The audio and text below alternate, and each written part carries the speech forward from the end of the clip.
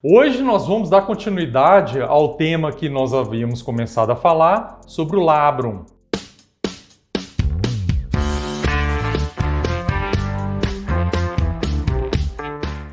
Olá a todos, meu nome é João Lopo, sou ortopedista com enfoque no quadril e falo diretamente de Belo Horizonte, Minas Gerais, para trazer para vocês conteúdos relacionados a essa articulação maravilhosa. Só retomando um pouco sobre o assunto, ele é uma estrutura anatômica que ele reveste a borda óssea do acetábulo. E como eu estava falando no vídeo passado, ele cumpre uma função essencial para o funcionamento harmônico dessa articulação. E agora nós vamos falar um pouco mais de o que acontece quando sofremos alguma lesão no labro. Quando o labro machucou, o que vai acontecer? Quais são as repercussões e o que você deve fazer nessa situação? Então, continue neste vídeo, que aí vai mais informação de suma importância para você.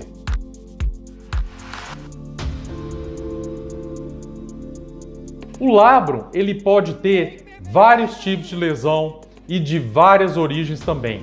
E dentro disso, eu já vou responder a uma pergunta que é bem frequente, que é feita: quem tem a lesão do labrum é só quem tem a síndrome do impacto femoroacetabular? E a resposta é não. Não necessariamente você precisa ter a síndrome do impacto femoroacetabular para sofrer uma lesão do labrum. A lesão do labrum, ela pode vir de prática de esportes, de gestos esportivos, ou mesmo por conta do desgaste natural da articulação que vem do esforço de carga cíclica que é aplicada a ela ao longo de uma vida. Quando que nós começamos a ter algum sintoma relacionado a essa estrutura, indicando que ela tem algum tipo de lesão? Em média, entre os 30 e 40 anos de idade. Por que existe essa variação de tempo cronológico entre o início do sintoma e podendo variar também, não necessariamente é só aos 30. Existem pessoas aí até de 16, 17 anos que já têm algum tipo de sintoma, assim como existem outros que estão fora dessa faixa etária, com mais de 40 e quase que 50 anos de idade ou mais. O que modificou em relação a elas? Uma das razões disso ocorrer é quanto de carga ou qual foi a prática de esportes que a pessoa ela fez ao longo de sua vida. Os esportes que exigem mais flexão do quadril, ou seja, trazer o joelho mais próximo ao corpo, estender o joelho e rotacionar o quadril, eles vão levar uma carga maior sobre o labrum. E agora eu vou dar uma dica aqui para vocês que é muito interessante. Por que isso aconteceu? A origem disso é evolutiva. Nós somos seres em formação e não estamos na nossa forma completa ou evolutiva final. Haja visto que o homem primitivo que veio lá do homem das cavernas, ele em relação ao que nós temos hoje de estrutura física e anatômica, ele modificou muito pouco. Isso já ao longo de milhões de anos. Então, desde quando viemos do homem primata, aí mais do símio mesmo, do macaco, para em seguida vir o hominídeo, que já é o homem das cavernas, nós tivemos que ter uma adaptação que foi crucial para conseguir sair da postura de andar com os 4 membros no chão para ficar na postura bípede. Uma delas foi o duplo S, a formação do duplo S na coluna.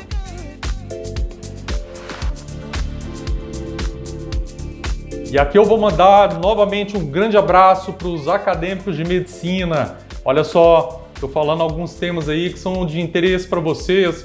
E aí eu mando um abraço novamente aqui para Letícia, minha sobrinha, para Tamires Beckert. Em relação a isso e a formação do duplo S na coluna, possibilitou que o homem ele ficasse na postura bípede e pudesse caminhar com as 2 pernas. Por que isso foi um grande marco na evolução do ser humano? Porque a partir daí ele pôde ficar com as mãos livres. Ele poderia utilizar as mãos para o trabalho, para construir instrumentos, para poder manusear estruturas, para criar ferramentas, e a partir disso veio toda a evolução da humanidade. Olha como que uma alteração ali, simplesmente de passar da posição de 4 pernas para 2 pernas, gerou tudo que nós temos hoje na humanidade. Só que um detalhe importante ocorreu em relação à orientação da pelve. Algumas coisas, elas não se evoluíram a tal ponto e terminaram deixando susceptível a termos lesões. E uma grande questão em relação a isso é que O tempo de sobrevida hoje do homem, em relação ao homem primitivo, ele alongou demais. Ou seja, nós usamos e levamos aos extremos a nossa máquina muito mais do que eles levavam e por muito mais tempo. Com isso, a estrutura, ela vai, com cargas cíclicas ali de movimento, ela vai terminar gerando fadiga e a fadiga a quebra daquele material. No caso aqui, estamos falando sobre o labro.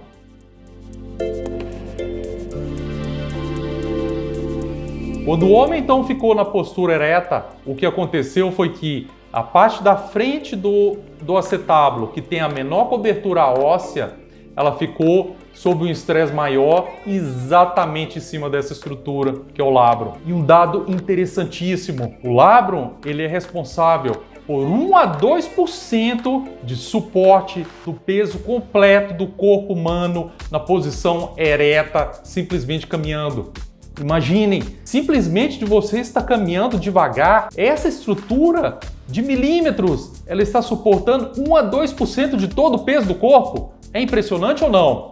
É ou não é uma estrutura maravilhosa? Entendam então que quando nós colocamos muita atividade física e que exige esses movimentos de flexão, ou seja, trazer o joelho junto ao peito, ou de rotação do quadril para fora ou para dentro, essa estrutura ela fica sob um estresse maior.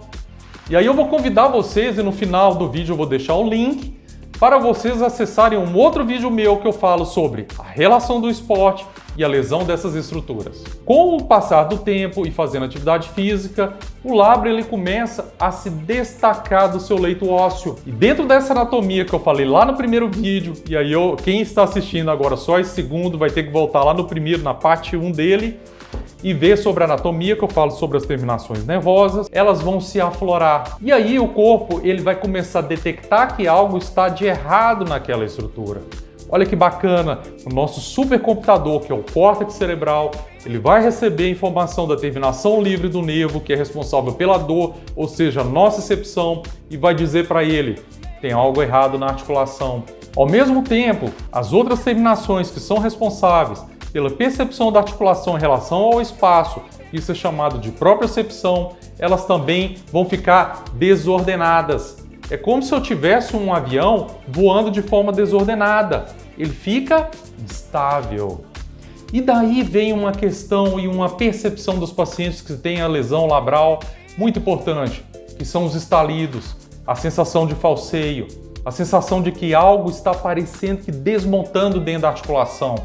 São exatamente essas fibras com suas pontas de corpúsculos, de pressão, de tato, de percepção do espaço, que estão levando informação para o córtex, dizendo algo está errado. Dentro disso, um grupo de anatomistas, em 2017, na Grécia, eles fizeram estudos anatômicos pegando peças remanescentes de cirurgias de pacientes jovens, que por alguma razão eles tiveram que ser operados, levaram no microscópio, prepararam essas peças, fizeram a coração delas de forma adequada para investigar quais são as estruturas que estavam sendo afetadas. Pasmem, qual foi a conclusão deles?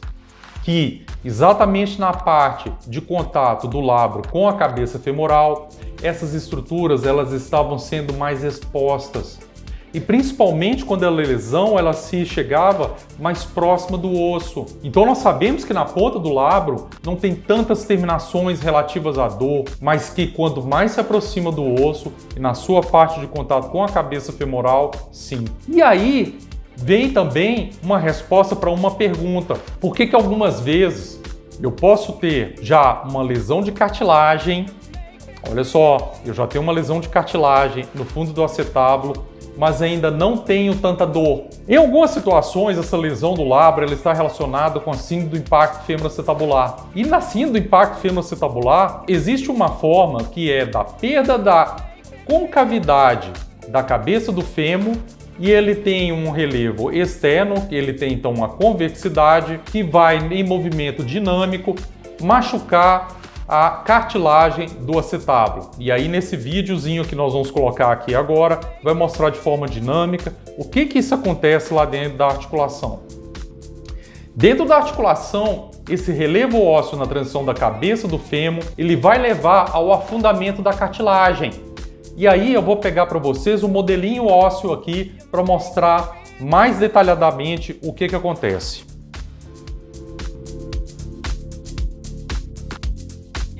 Então, está aqui a cavidade do acetábulo, que é essa conchinha aqui, e o labrum, ele está exatamente aqui, ele vem como uma ferradura dentro dessa, cobrindo o rebordo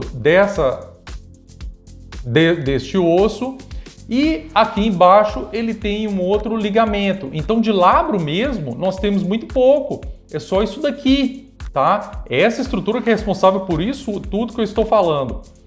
E a cartilagem, ela já vem nessa parte interna do acetábulo. A cabeça do fêmur, com o formato do impacto, é como essa daqui que eu estou mostrando. Observem, eu vou girando o fêmur e observem como que nessa parte o osso ele tem uma linearidade com a cabeça do fêmur. Ou seja, eu não tenho uma área de alívio de pressão nessa região. Olhem como é diferente nessa parte do fêmur. Viram a diferença? Como que tem um alívio de pressão nessa região, mostrando mais uma vez, observe como ocorre uma linearidade nessa região e como aqui existe uma concavidade dando um alívio de pressão. É exatamente a falta dessa concavidade e nessa região aqui que vai levar à lesão da cartilagem. E dessa forma, o paciente que tem um impacto femoroacetabular, principalmente do tipo CAM, ele pode começar a ter o afundamento da cartilagem, não ter dor, já ter lesão na cartilagem, não perceber, porque a lesão dele machuca mais a cartilagem e não o labrum. Vocês não sabem, então, a partir de agora, que o labrum é o que vai transmitir primeiramente o estímulo de dor. Então a pessoa que não tem necessariamente uma lesão labral, ela pode ter já algum grau de artrose ou de desgaste na articulação, e aí sim, por conta do impacto femoroacetabular, está silente. Por isso que nesse grupo de pacientes, alguns vão manifestar sintomas apenas após a 4ª década de vida, porque para chegar-se ao ponto de ter alguma dor, de ter algum sintoma, precisou machucar a cartilagem a tal ponto de expor o osso subcondral, que é o osso do acetábulo. E aqui sim nós também temos terminações nervosas. Aí que a pessoa ela vai se perceber que ela tem algo de errado. Infelizmente, em alguns casos isso já pode ocorrer de forma muito tarde. E no caso, nós não conseguimos tratar com técnicas minimamente invasivas. Mas naquelas situações onde o labrum ele se destacou e que ele é passível ainda de sutura, ou seja, de ser refixado ao leito, isso pode ser feito com a técnica de artroscopia do quadril. Nós vamos colocar num vídeo aqui uma parte de como é feita essa cirurgia da sutura do labrum dentro da articulação. Então, como que ela é feita? É utilizando âncoras que vêm colocadas na ponta do osso e delas saem os fios, onde vai se prender de novo o labrum ao seu leito acetabular. Dessa forma, a pessoa ou o paciente ele pode ter um sintoma relacionado ao labrum e já de forma mais precoce procurar assistência médica e a partir disso buscar o atendimento e o tratamento. E aí nós vamos conversar sobre um outro assunto que é trata-se ou não deve se tratar essas lesões. Isso nós vamos deixar para a terceira parte deste tema. Peço a vocês agora que, gente, é muito simples e isso dá o retorno para mim, mostrando que vocês estão interessados, estão gostando do conteúdo que eu estou enviando. Inscrevam-se no canal, cliquem no joinha, cliquem no sininho, dê o seu like. Eu vou ficar agradecido em saber que eu estou levando informações para vocês e vou me sentir motivado a continuar a fazer esse trabalho. Então, nos vemos agora na terceira parte.